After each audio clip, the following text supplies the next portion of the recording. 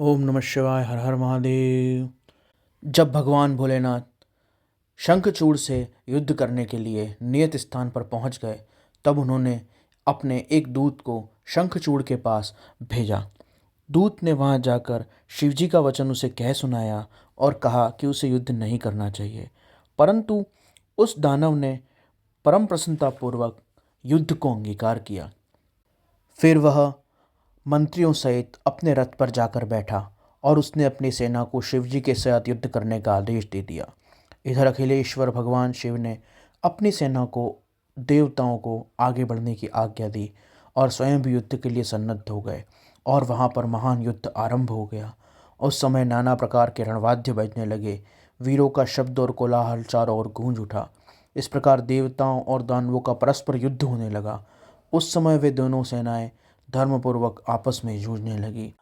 भिन्न भिन्न देव भिन्न भिन्न असुरों से लड़ने लगे। उस महान युद्ध में इंद्र वृषपर्वा के साथ युद्ध कर रहे थे। विप्रचित्ति के साथ सूर्य देव का युद्ध हो रहा था। भगवान विष्णु दंभ नामक असुर के साथ भीषण संग्राम कर रहे थे।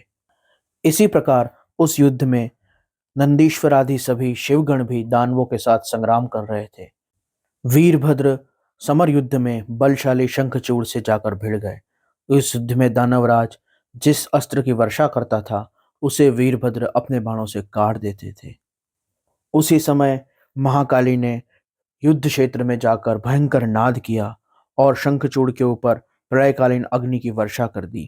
अग्नेयास्त्र चलाया, परंतु दानवराज ने वैष्णवास्त्र से उसे शांत कर दिया। जब भद्रकाली ने नारायण अस्त्र का प्रयोग किया, तो उसने भगवान नारायण की स्तुति करके और प्रणाम करके उसे वापस पहुंचा दिया। तब देवी महाकाली ने ब्रह्मास्त्र का प्रयोग किया। ब्रह्मास्त्र को भी मान रखते हुए प्रणाम करके और शांत करके उस दानवराज ने वापस भेज दिया। फिर वह दानवराज कुपित होकर वेगपूर्वक आगे बढ़ा और शंखचूड़ में देवी के ऊपर दिव्य अस्त्रों की वर्षा कर दी। विभिन्न मंत्रों का पाठ करके दिव्य अस्त्रों से उसने देवी को ढक दिया। भद्रकाली ने समर भूमि में अपना मुख फैलाकर अस्त्रों को निगल कर समाप्त कर दिया। दानव भयभीत हो गए। तब शंखचूड़ ने काली के ऊपर 100 योजन लंबी शक्ति से वार किया, परंतु दिव्य अस्त्र समूहों से देवी ने उस शक्ति के टुकड़े कर दिए। दोनों में चीरकाल तक युद्ध चलता रहा। सभी उसे देखते रहे। अंत में देवी ने कोप करके वेगपूर्वक उसके ऊपर मुष्टि प्रहार किया, जिससे वो दानवराज मूर्छित हो गया। परंतु वह क्षण भर में वापस उठ खड़ा हुआ। परंतु उसने भगवती महाकाली से बाहु युद्ध, द्वंद्व युद्ध नहीं किया, क्योंकि उसकी कालिका माँ के प्रति मातृबुद्धि थी। तब देवी ने उसे पकड़कर घुमाया और बड़े वेग से ऊपर उछाल दिया और नीचे पटक दिया। परंतु वह तनिक भी भ्रांत नहीं हुआ और तनिक भी शांत नहीं हुआ। उसका मन प्रसन्न था। वह प्रसन्न मुख से उन्हें प्रणाम कर रहा था और युद्ध कर रहा था। इधर कालिका ने दानवों को मारना शुरू कर दिया। तब वहां पर एक बहुत बड़ी आकाशवाणी हुई, जिसमें कहा गया कि देवी, शंखचूड़ तुम्हारे लिए अवध्य है, तुम इसे नहीं मार सकती। यहाँ पर इतने सारे दानव हैं, तुम उनसे युद्ध करके उन्हें ही अपना आहार बनाओ। आकाशवाणी को सुनकर महाकालिका ने वहां पर उपस्थित दानवों को भक्षण करके नष्ट करना शुरू कर दिया और शिव के पास जाकर पूरा वृत्तांत कह सुनाया और आकाशवाणी की बात भी कह सुनाई। तब भगवान शिव महाकाली की बात सुनकर मुस्कुराने लगे और हंसने लगे। फिर उन्होंने महाकाली को आश्वासन दिया और वह स्वयं युद्ध करने के लिए रण क्षेत्र में पहुंच गए। वह नंदी पर सवार होकर युद्ध क्षेत्र में पहुंचे। उनके साथ वीरभद्र, भैरव, क्षेत्रपाल आदि उपस्थित थे। रणभूमि में पहुंचकर भगवान शिव ने बड़ा ही वीर रूप, रुद्र रूप धारण किया। वह मूर्तिमान काल नजर आ रहे थे। शंखचूड़ की दृष्टि जब शिव पर पड़ी, तो वो युद्ध करने के लिए नीचे उतर आया। पहले उसने प्रणाम करके और भगवान शिव को नमस्कार किया। फिर वह विमान पर जा बैठा और कवच धारण करके अपने धनुष से बाणों की वर्षा करने लगा। भगवान शिव ने भी अपने धनुष से बाणों की झड़ी लगा दी और वह संग्राम बहुत देर तक चलता रहा।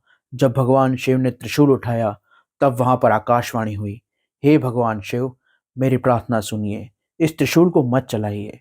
आप पूरे क्षण भर में ब्रह्मांड को विनाश कर सकते हैं, परंतु यह शंखचूड़ नष्ट नहीं होगा, क्योंकि इसने भगवान विष्णु का कवच धारण कर रखा है।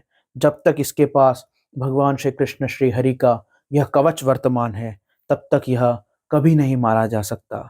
और जब तक इसकी पत्नी तुलसी का सतीत्व अखंडित है, तब तक इसके ऊपर जरा और मृत्यु का कोई प्रभाव नहीं रहेगा। अतः आप अपने त्रिशूल का वार करके उसके मान को न घटाएं। आकाशवाणी की बात सुनकर भगवान शिव ने उसे तथास्तु कहा और फिर जाकर भगवान नारायण से वह बात कह सुनाई। जब भगवान नारायण ने बात सुनी, तब वह एक वृद्ध ब्राह्मण का वेश धर के शंखचूड़ के निकट पहुंचे। उन्होंने शंखचूड़ से कहा, दानवेंद्र, मैं याचक होकर तुम्हारे पास भिक्षा मांगने आया हूँ। पहले तुम मुझे दान देने की बात स्वीकार करो, तब मैं तुम्हें बताऊंगा कि मुझे दान में क्या चाहिए। जब उसने ये बात सुनी, तो दानवेंद्र शंखचूड़ ने बात मान ली और कहा कि तुम जो मांगोगे वो दिया जाएगा। तब भगवान विष्णु, जो ब्राह्मण के वेश में थे, उन्होंने उससे कवच मांग लिया। उसे सुनकर शंखचूड़ ने वह कवच दे दिया। वह उस समय भगवान विष्णु की माया द्वारा भ्रमित था, इसलिए उसने कुछ भी विचार नहीं किया। वहां से भगवान श्रीहरि शंखचूड़ का रूप धारण करके शंखचूड़ के महल में पहुंचे। अपने पति को आया हुआ देखकर तुलसी उनकी सेवा में लग गई। उसने उनके लिए भोजन बनाया, उनको सम्मान किया, उनकी चरण सेवा करी और उन्हें विभिन्न प्रकार के भोज्य पदार्थों का भोजन कराया। जब वह भोजन कर रहे थे, तब तुलसी को यह शंका हुई कि ये मेरे स्वामी नहीं हैं। तब उसने शंखचूड़ रूपधारी भगवान नारायण से कहा कि आप कौन हो, क्योंकि मैं स्पष्ट जानती हूँ मेरे स्वामी के स्वभाव को। जिस तरह से आप भोजन कर रहे हैं, जिस तरह से आप बात कर रहे हैं, जिस तरह से आपका हाल चाल है और रहन सहन है, आप मेरे स्वामी शंखचूड़ नहीं हैं। तब भगवान नारायण ने अपना वास्तविक रूप प्रकट किया। तब तुलसी ने उन्हें कहा कि आपने मुझे अपना स्पर्श करने दिया, आपने मेरे हाथ से भोजन ग्रहण किया और आपने इस प्रकार मेरा सतीत्व खंडित कर दिया। आपके हृदय में जरा भी दया और क्षमा नहीं है।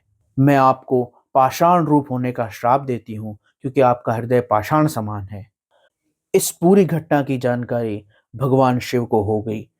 जब उन्हें यह ज्ञात हो गया कि अब शंखचूड़ के पास नारायण कवच नहीं है, श्री कृष्ण का वह दिव्य कवच अब उसने धारण नहीं कर रखा है, एवं उसकी भार्या तुलसी का सतीत्व भी भगवान विष्णु के चरणों को स्पर्श करने से, उनकी सेवा करने से और उन्हें भोजन आदि कराने से खंडित हो गया है, तब भगवान शिव ने अपना त्रिशूल हाथ में उठाया। परमात्मा शिव का वह विजय नामक त्रिशूल उत्कृष्ट प्रभा बिखेर रहा था।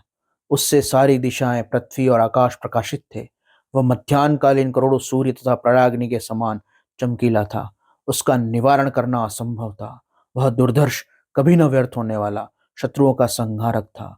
वह तेज का अत्यंत उग्र समूह तथा संपूर्ण अस्त्र शस्त्रों का सहायक और भयंकर तथा सारे देवताओं और असुरों के लिए दुस्सह था। वह एक ही स्थान पर ऐसे दमक रहा था, मानो लीला का आश्रय लेकर सारे ब्रह्मांड का संहार करने के लिए उद्यत हो। उसकी लंबाई 1000 धनुष और चौड़ाई 100 हाथ थी।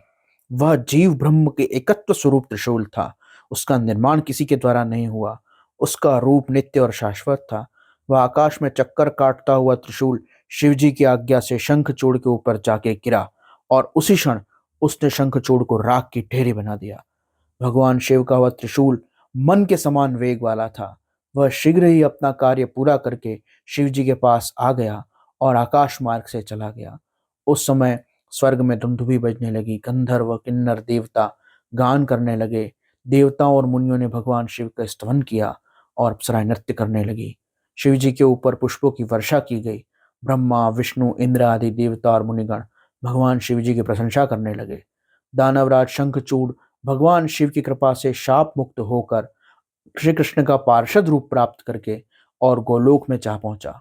शंखचूड़ की हड्डियों से शंख जाति का प्रादुर्भाव हुआ।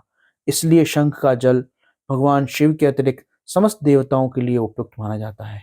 महामुने, श्रीहरि और लक्ष्मी को शंख का जल विशेष रूप से प्रिय है, किंतु भगवान शिव के लिए उसका उपयोग नहीं होता। इस प्रकार शंखचूड़ का संहार और उद्धार करके भगवान शिव, उमा, स्कंद और गणेश और उनके सभी गण प्रसन्नतापूर्वक शिवलोक में गए। भगवान विष्णु वैकुंठ में गए। देवतागण अपने अपने स्थान को गए। उस समय जगत में चारों ओर शांति छा गई। सर्व निर्विघ्न हो गए और सुख प्राप्त करने लगे। आकाश निर्मल हो गया और उत्तम मंगल कार्य होने लगे।